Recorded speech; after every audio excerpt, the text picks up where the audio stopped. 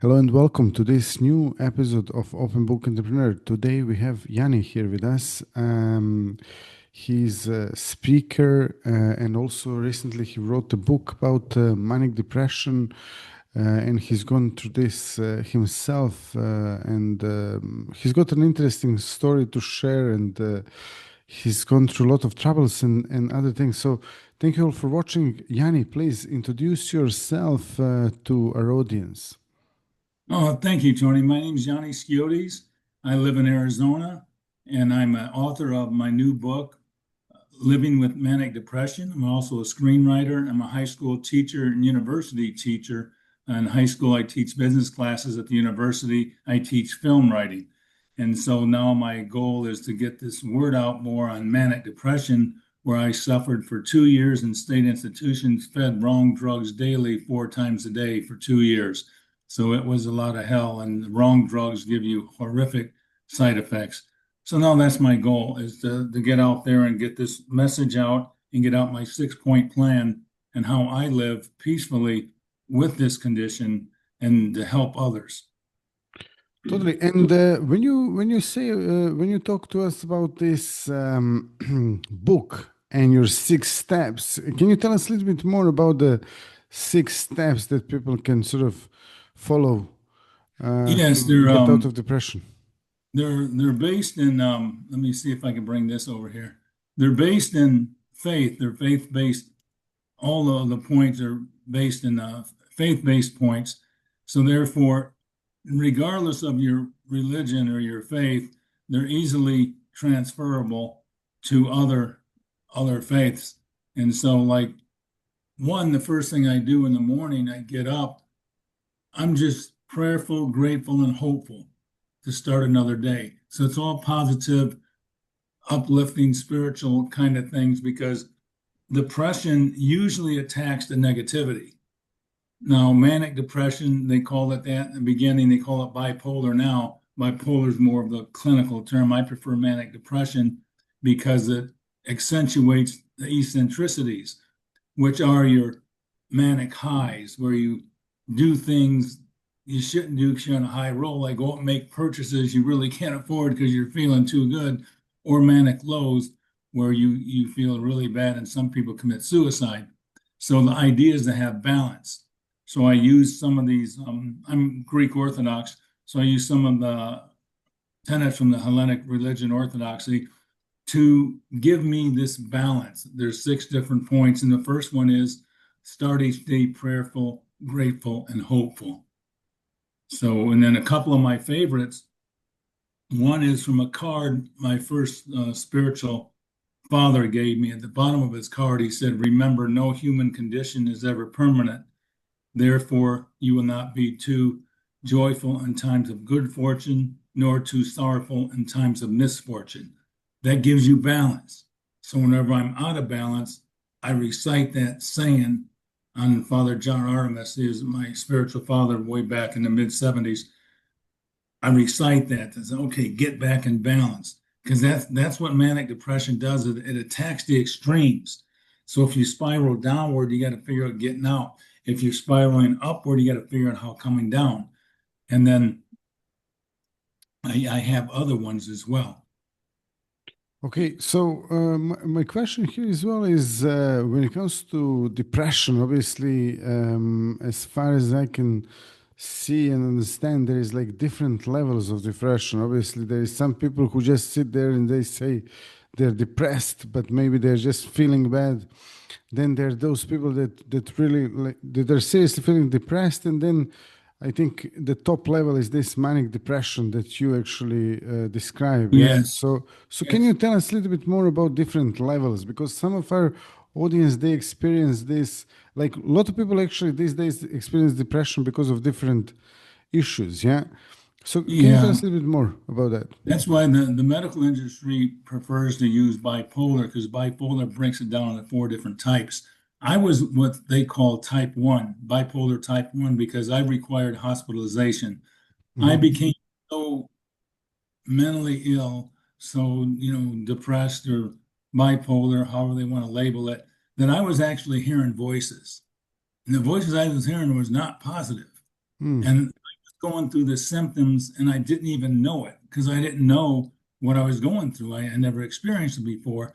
And, I thought of suicide. I thought all these horrific thoughts of killing myself, feeling worthless, feeling hopeless, feeling, uh, you know, not even worthy of living.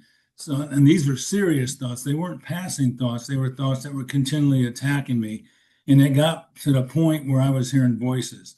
And therefore, I needed hospitalization. And my brother, my oldest brother, I didn't have insurance. So, which is a big issue in this country in America, where we need national insurance. But because I didn't have insurance, I had to go to a state institution, a state mental institution, and there you're not getting the best treatment.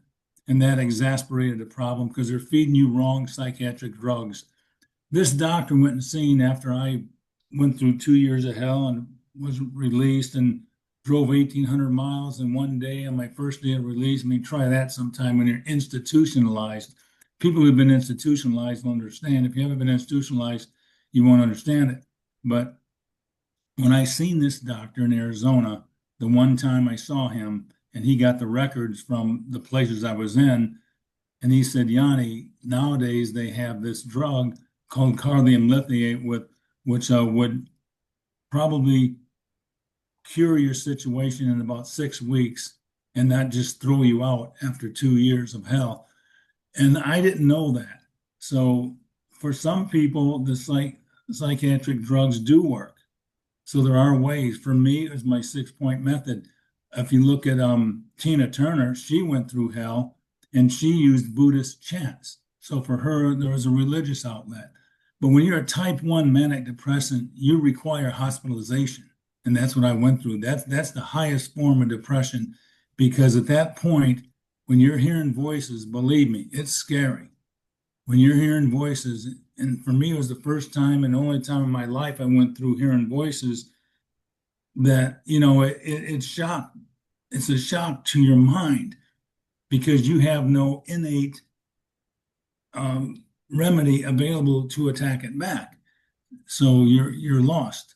And that's what really made the problem worse. And then on top of it, the psychiatric drugs they were feeding me, because they didn't know how to diagnose us. And that's the big problem in state institutions. They don't know how to diagnose the situation to give a proper remedy to it.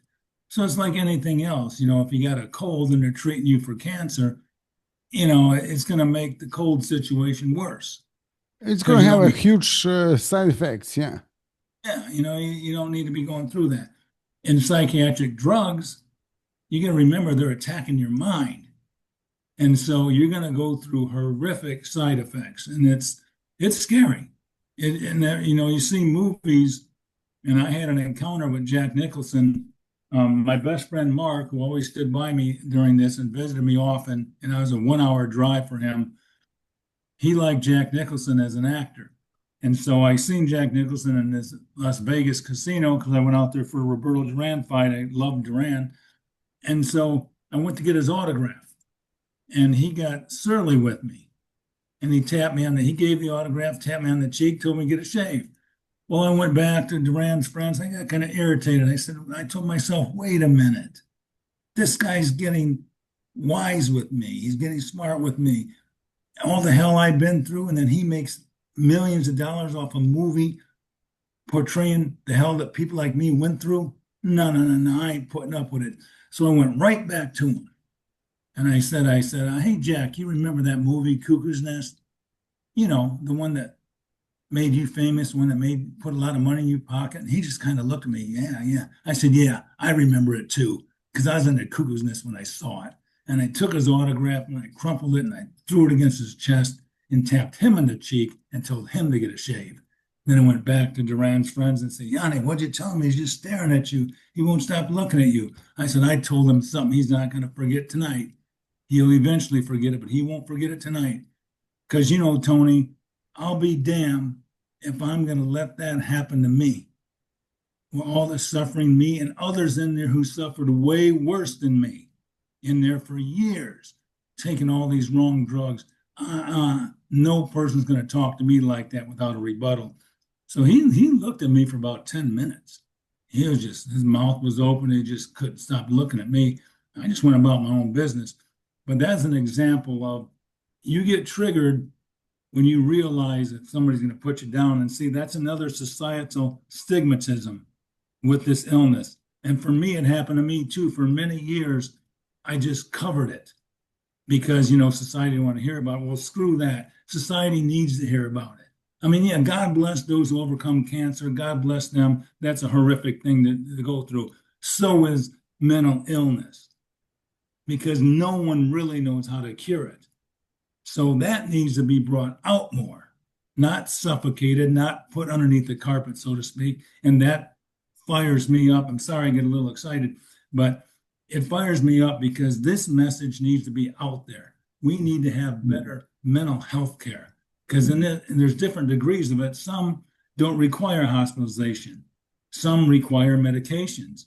Others require maybe a spiritual base. Like for me, my 6-point method is based more in spiritual based, which can other religions, it doesn't apply just to Orthodoxy, because all religions have the same tenets.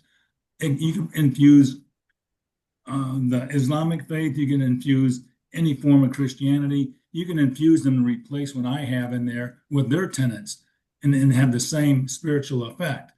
So I feel strongly that this nation needs to have a lot better mental health care. I see it, I'm a high school teacher, I see it in students.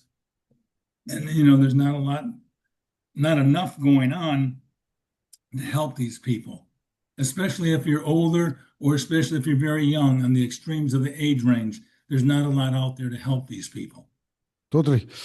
Okay, thanks for sharing your story. So, can you tell us a little bit more about just like if someone wants to actually get in touch with you, find out more about you, also if they want to find out more about your book, how they can do that?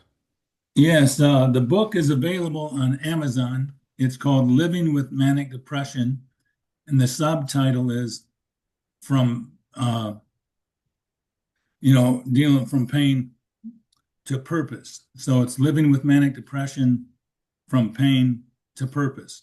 And then I have a website. It's my name, Ioannisskiotes.com, IOANNISSKIOTES.com.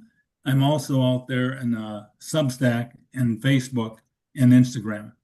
Okay, fantastic. Yanni, thanks so much for being guest today, and thank you for sharing your story. Thank you all for watching and listening to this episode. If you liked it, drop us a like, subscribe. If you have any questions, please drop them into comments, and Yanni or I can answer those. Thank you all, and see you all in the next episode. All the best, and bye-bye.